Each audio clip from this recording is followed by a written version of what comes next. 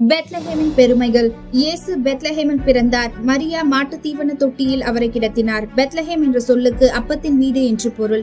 பின்னாளில் நானே வானின்று இறங்கி வந்த உயிருள்ள உணவு என்றார். இறைவாக்கினர் மீகா இயேசுவின் பிறப்பு பெத்லஹேமில் நிகழப்போவதை 700 வருடங்களுக்கு முன்னதாகவே முன்னறிவித்தார். இறைவாக்கினர் கூறுகிறார், நீயோ எப்ரதா எனப்படும் பெத்லஹேமே, யூதாவின் குடும்பங்களுள் மிக சிறியதா இருக்கின்றார்.